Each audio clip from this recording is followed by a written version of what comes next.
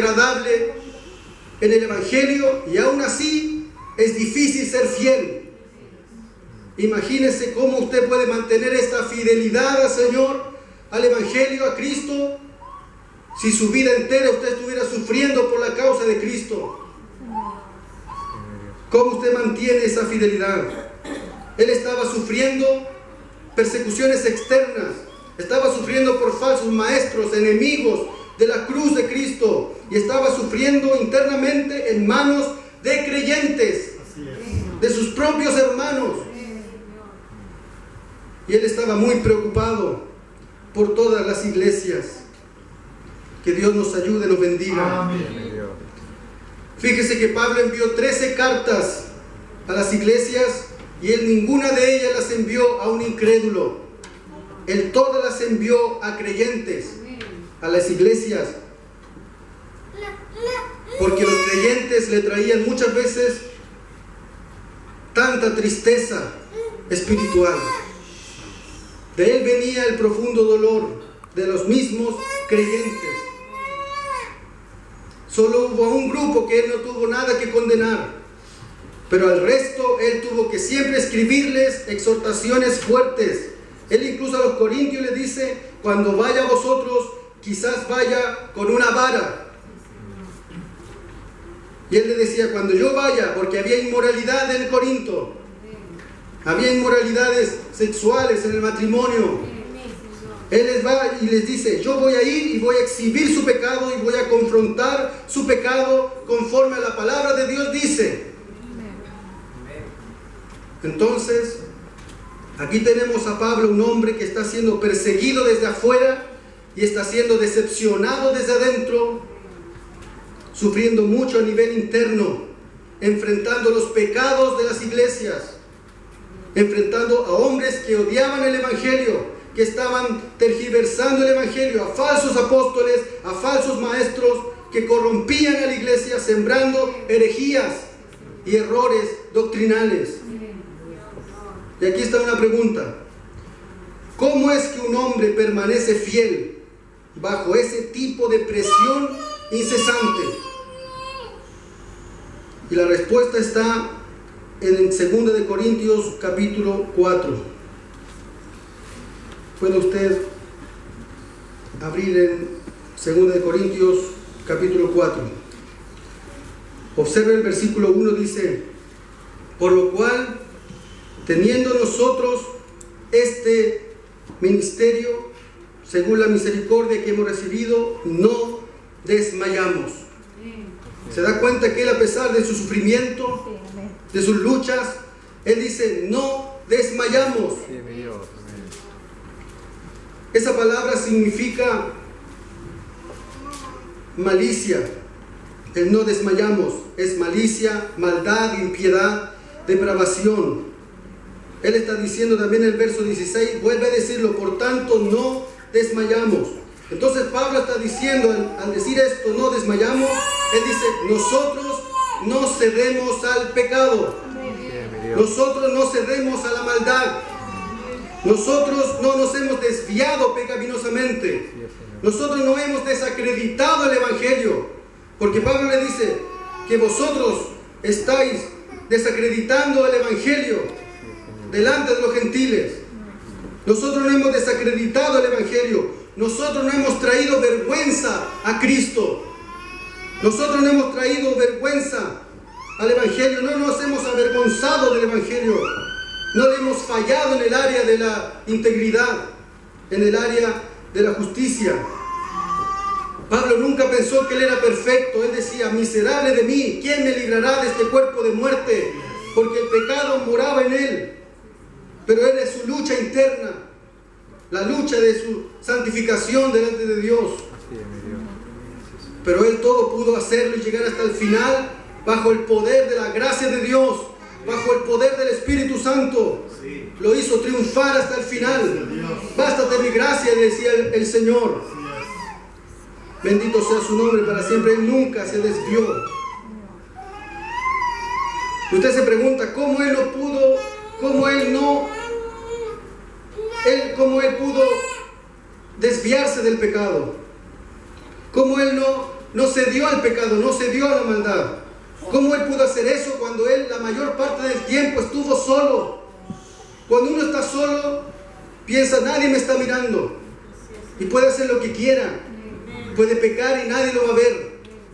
Pero Él, sin embargo, Él estaba solo la mayor parte del tiempo, sufriendo solo. Y Él dice, yo no he cedido al pecado. ¿Cómo Él pudo hacer eso? ¿Cómo Él pudo ser tan fiel? ¿Cómo Él pudo ser tan leal a su Señor y al Evangelio? Y aquí está la respuesta y el tema que lleva como título esta conferencia. Él vivió en base a convicciones. Gracias, Dios. Él vivió en base a convicciones. Él no vivió en base a emociones, que es lo normal hoy en día en la iglesia, que se vive de emociones. Engañoso es el corazón por las emociones. Él no vivió por emociones, porque si fuera por emociones, ante el sufrimiento, Él hubiera cedido y hubiera abandonado a Cristo. Pero Él no fue por eso. Él vivió en base a convicciones fuertes, a convicciones, certezas, convicciones tan fuertes, poderosas en el Evangelio. Lo pudo mantener hasta el final. Él abrazó estas verdades. Y eso es lo que usted tiene que hacer, lo que se predicó anteriormente, abrazar el Evangelio, abrazar esas convicciones, abrazar esa fe, abrazar la palabra verdadera del Evangelio con todas sus fuerzas, con todas sus facultades. Esa es la única manera para que usted pueda mantenerse fiel hasta el final, mantener fidelidad, integridad hasta el final del ministerio, abrazar certezas, abrazar convicciones, y usted tiene que vivir en esas convicciones, predicar la verdad y vivir en lo que predica, vivir en la verdad que predica el Evangelio. Permítame entonces mostrarles cuáles fueron las convicciones del Evangelio en el apóstol Pablo. Primero, la convicción de la superioridad del nuevo pacto. La convicción de la superioridad del Evangelio. Observe nuevamente 2 Corintios capítulo 4 versículo 1. Dice, por lo cual teniendo nosotros este ministerio. ¿Qué ministerio? El ministerio del nuevo pacto. El Evangelio. Si usted ve el capítulo 3, ahí dice el título, ministros del nuevo pacto. Todo el capítulo 3 trata en su totalidad del nuevo pacto, del Evangelio. Al nuevo pacto se le describe como el ministerio de vida. Se le describe como el ministerio de vida en Cristo. El ministerio del Espíritu Santo. También Pablo en ese capítulo hace un contraste entre la ley mosaica del antiguo pacto y el nuevo pacto, el Nuevo Testamento en Cristo. Entonces él hace distinciones claras entre las dos. Por ejemplo, veamos 2 Corintios capítulo 3 versículo 6, dice, el cual asimismo nos hizo ministros competentes de un nuevo pacto, no de la letra, sino del Espíritu, porque la letra mata, mas el Espíritu vivifica. O sea, el antiguo pacto es un ministerio de muerte, con letras grabadas en piedra.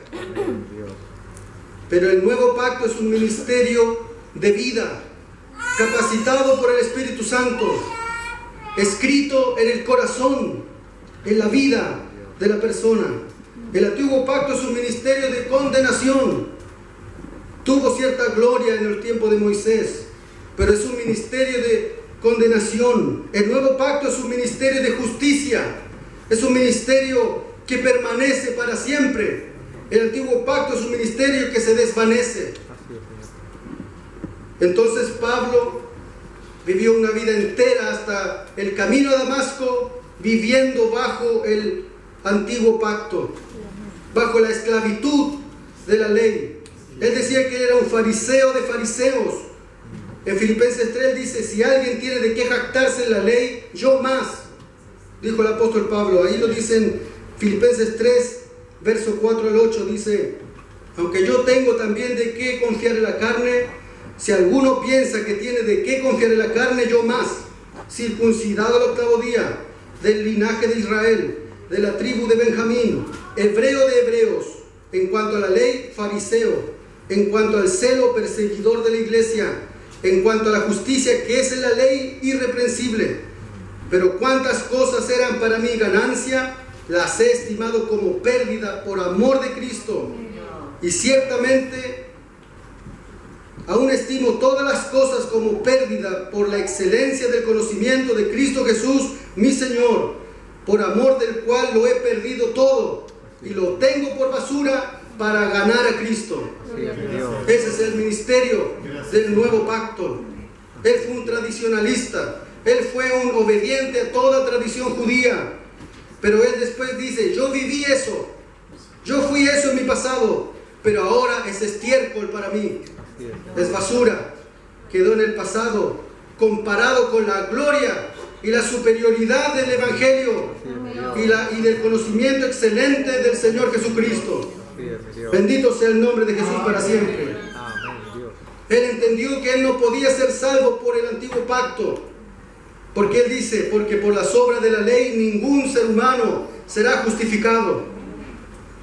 Entonces él decía que todo el antiguo pacto solamente me hacía mirarme a mí mismo y ver que me condenaba. Me mostraba que yo era pecador, que estaba falto delante de Dios, me estaba enviando a la muerte, me estaba mostrando que yo era un pecador culpable y que yo necesitaba de un Salvador. Incluso él da su testimonio al rey Agripa en Hechos 26, del verso 4 al 8, dice, mi vida pues desde mi juventud, la cual desde el principio pasé en mi nación en Jerusalén, la conocen todos los judíos, las cuales también saben que yo desde el principio, si quieren testificarlo, conforme a la más rigurosa secta de nuestra religión, viví fariseo. Y ahora, por la esperanza de la promesa que hizo Dios a nuestros padres, soy llamado a juicio, promesa cuyo cumplimiento esperan que han de alcanzar nuestras 12 tribus, sirviendo constantemente a Dios de día y de noche. Por esta esperanza, oh rey Agripa, soy acusado por los judíos, que se juzga entre vosotros cosa increíble, que Dios resucite de los muertos. Pablo le estaba hablando al rey Agripa, le estaba diciendo, yo he llegado a creer en lo que los judíos estaban esperando por hace mucho tiempo, el nuevo pacto en Cristo. Mas ellos no creían, los judíos. Pablo fue rescatado del judaísmo, él fue rescatado del legalismo. En Hechos 26, versículo 17, dice que Cristo le dijo a Pablo, librándote de tu pueblo, ¿cierto? De Israel, de los judíos. Él fue librado de su pueblo, o sea, rescatado del judaísmo, liberado del legalismo que no podía salvarlo. Porque por la ley viene el conocimiento del pecado y no hay salvación mediante la ley. Solamente fue por la fe en el Señor Jesucristo. Él pasó toda su vida entera tratando de salvarse a sí mismo, siguiendo rituales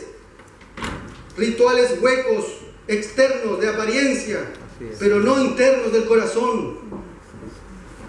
Pero cuando él fue camino a Damasco, él conoció a Cristo y su vida cambió radicalmente. Increíble cómo un hombre tan preparado pudo haber cambiado, y dice que enseguida predicaba a Cristo.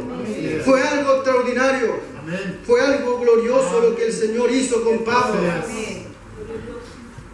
Bendito sea su nombre. Él llegó al punto de entregar todo por Cristo. Es increíble cómo fue un cambio, un giro de ser alguien tan preparado en la ley del antiguo pacto y ahora ser un ministro del nuevo pacto. Él entregó todo por Cristo. Pablo nunca perdió el asombro de lo que era el nuevo pacto. No perdió ese asombro, eso increíble, eso glorioso de la superioridad del Evangelio. Eso lo mantuvo fiel, porque él nunca perdió el asombro del Evangelio. Muchas veces nosotros Pensamos que ya no sabemos todo el Evangelio, ya a veces no apreciamos más el Evangelio. Y Pablo nos enseña que nunca debemos perder el asombro por el Evangelio, el asombro de la gloria del nuevo pacto. Aleluya, alabado sea su nombre para siempre. Porque el nuevo pacto provee justicia, es permanente, nos da esperanza, es claro, está centrado en Cristo, es capacitado por el Espíritu Santo y transforma la vida. El Evangelio es el único que puede cambiar la vida de un hombre y de una mujer. El Evangelio es el único que puede transformar la vida, por más pecador que sea, porque para eso vino el Evangelio, para transformar la vida y el corazón. Y eso es lo que cautivó el corazón de Pablo, el asombro de la superioridad del nuevo pacto. Bendito sea su nombre para siempre. Pablo fue un blasfemo, fue un homicida. Él confesó ser eso. Incluso él confesó ser el primero de todos los pecadores. Yo soy el primero de los pecadores. Y todo eso, esa debilidad que él vio, esa humillación delante de Dios, de verse miserable, de verse el primero de los pecadores, mire lo que hace Dios. Lo llamó a volverse el apóstol del nuevo pacto. El apóstol del Evangelio a los gentiles y a los judíos. Ese fue su asombro, que él fue un hombre tan malo, hizo cosas terribles a los cristianos y Dios lo llama a ser el apóstol del nuevo pacto. A usted también lo ha llamado a ser un predicador del nuevo pacto, el predicador del Evangelio. En el ministerio quizá usted va a vivir decepciones, quizá usted va a vivir persecución externa, de afuera, quizá de los incrédulos, quizá va a vivir problemas internos dentro de la iglesia, pero usted nunca pierda la maravilla del nuevo pacto, nunca pierda el gozo, el asombro, la realidad, el privilegio de usted ser llamado un ministro del nuevo pacto, un ministro del Evangelio que proclama el nuevo pacto con una convicción fuerte en su vida. Si usted hace eso, usted va a tener un gozo en su vida y Dios lo va a sostener siempre en medio de las dificultades. La segunda convicción es la convicción de que el ministerio del nuevo pacto es una misericordia. Pablo estaba seguro que ese ministerio que Dios le dio es una misericordia porque él no lo merecía. Él era indigno porque es por gracia. Por ejemplo, en donde hemos leído en 2 Corintios 4:1, él dice, teniendo nosotros este ministerio según la misericordia. Usted se ha dado cuenta que hoy en día se ve mucha gente decepcionada en el ministerio. Se ve mucha gente que está siendo decepcionada por los resultados que se están viendo en las iglesias, decepcionada por el tamaño quizás de la iglesia, decepcionada quizás porque los hermanos no llegan a la iglesia, decepcionados por la respuesta de los hermanos a la predicación, o decepcionados por cómo la gente los trata, decepcionada de una y de otra forma. Usted solamente se puede decepcionar si usted piensa que usted merece algo. Solamente alguien se decepciona porque piensa que merece algo. Pero la Biblia nos dice que nosotros no merecemos nada. Es una misericordia que viene de Dios. ¿Sabe por qué la gente se agota o se decepciona en el ministerio del nuevo pacto? No porque trabajan duro, no porque hacen algo fuera de lo común, sino que son expectativas no cumplidas, expectativas propias de la persona. Como no son una realidad sus expectativas, entonces aparece la ansiedad, aparece la amargura, aparece entonces un dolor en el corazón, porque usted cree que usted es algo más, es alguien especial y que merece algo. Entonces surge la decepción en el ministerio. Pero la Biblia nos enseña que nosotros no merecemos nada. Si nosotros pensamos que no merecemos nada en la obra de Dios, toda bendición que venga de Dios, por cuanto sea pequeña, va a ser enorme para nosotros. ¿Qué es misericordia? Es bendición inmerecida, es favor inmerecido, no merecemos nada.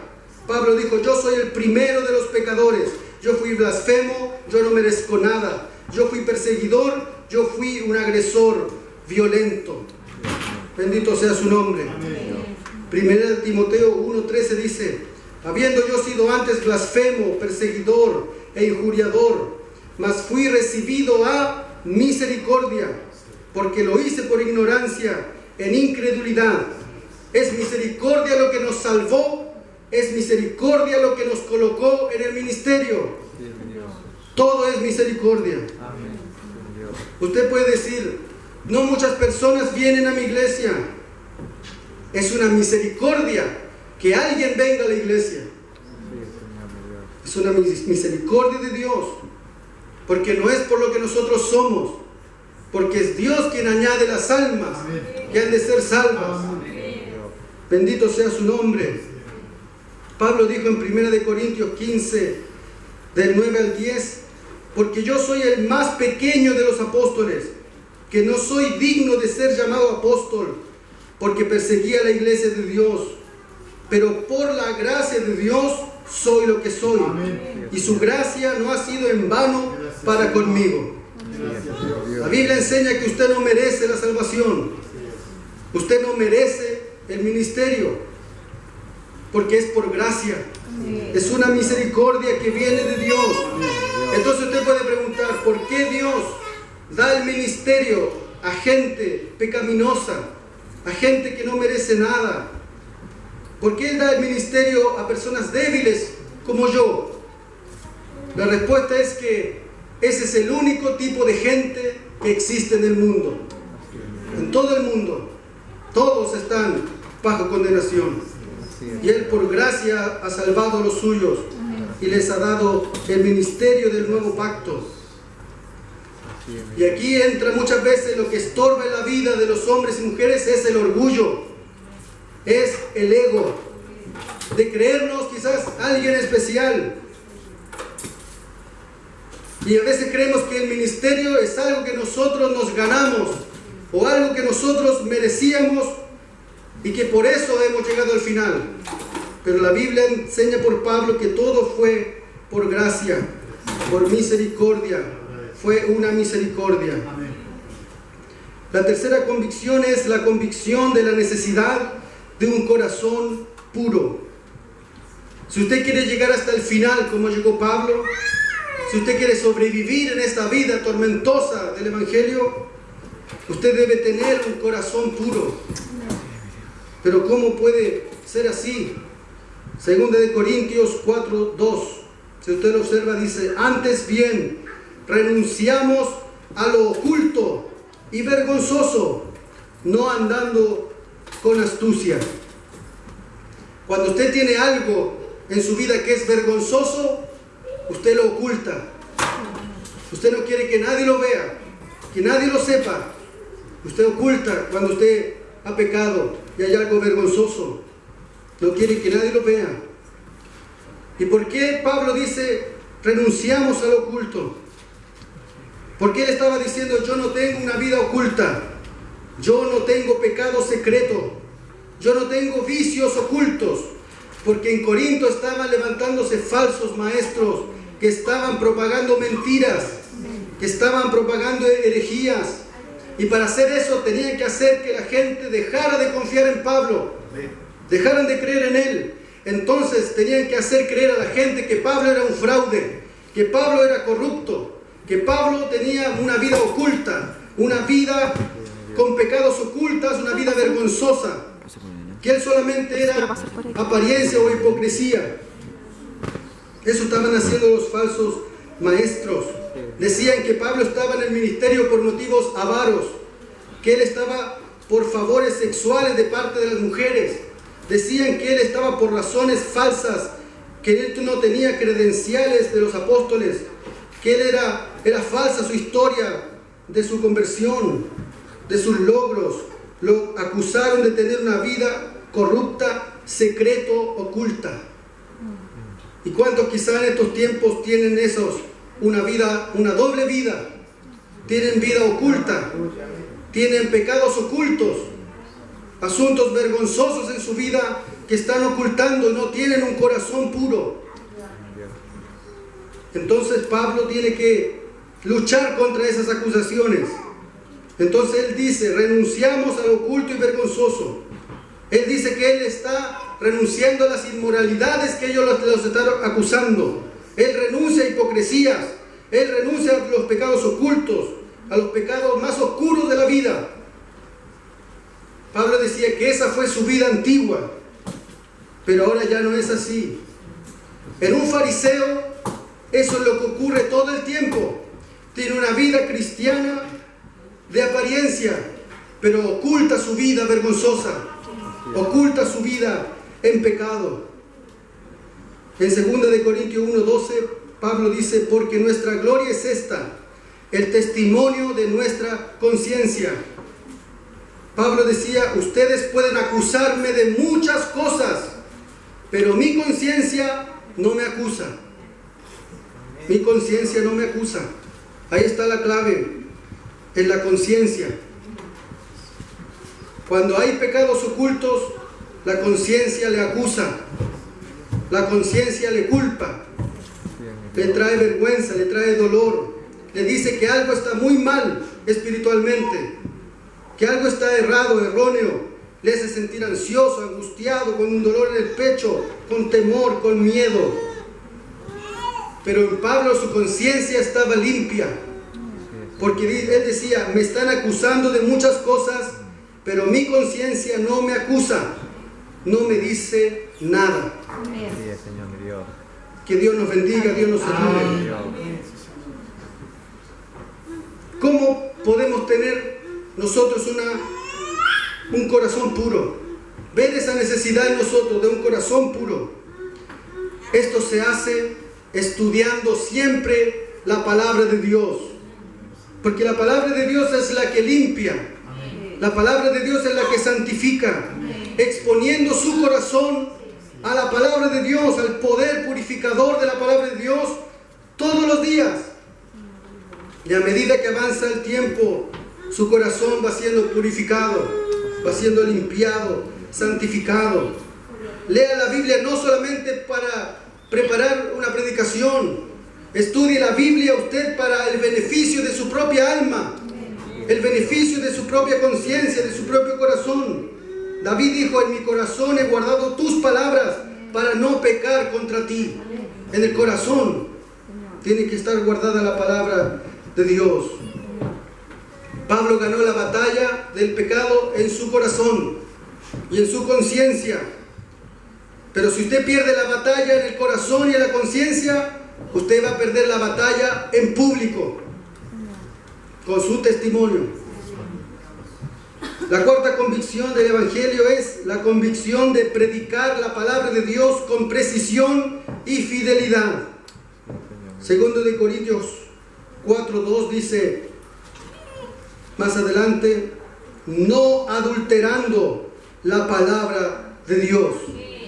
Adulterando significa trastocar, manipular, diluir, torcer, tergiversar, pervertir la palabra de Dios. Es usada con fines personales, para beneficio personal. 2 de Corintios 2:17 dice, pues no somos como muchos que medran falsificando la palabra de Dios. Medran significa corromper, significa ser farsante, ser un hablador solamente, pero no es la verdad en su vida. Es manipular la Biblia con astucia, con engaño, para sus propios fines, para lograr tocar las emociones de la gente, pero no predicando la verdad, mezclando cosas paganas y judías como hoy en día. Mezclan la psicología humana, la filosofía humana, mezclan lo que viene del mundo. Así es, Señor, mi Dios. Bendito sea su nombre para siempre. La convicción de Pablo era exponer el mensaje de Dios tal como está escrito. Él decía: